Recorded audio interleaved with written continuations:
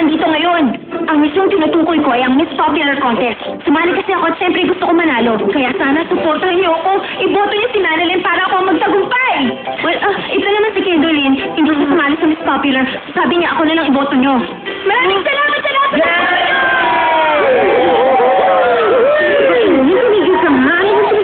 Meron pa tayo magandang balita. Tig-dalawa ang viewing ngayon. Bukas, dalawa rin. At pagkatapos ng mga yon, ang nurse warriors natin, atin na lang ng meetings natin! Arian! Bakit meron pa bukas nito? Hindi na sabi ni Miss Kim. Bahala ka nga dyan. Teka! Teka! Paalala ko lang ulit. Ibabili si Madeline! Asahan ko kayo! Bye!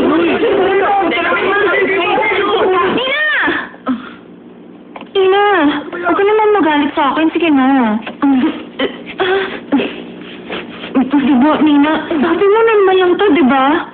Pero kapag nagtagal, wala na to sa atin. Tapos eventually, tatawanan na lang natin ang nangyari. Eventually, magiging wala na lang to sa atin. Pero ngayon, hindi ko na kaya pinapagawa mo sa akin. Gusto ko na talaga magtago dahil sa sobrang kahihiyan.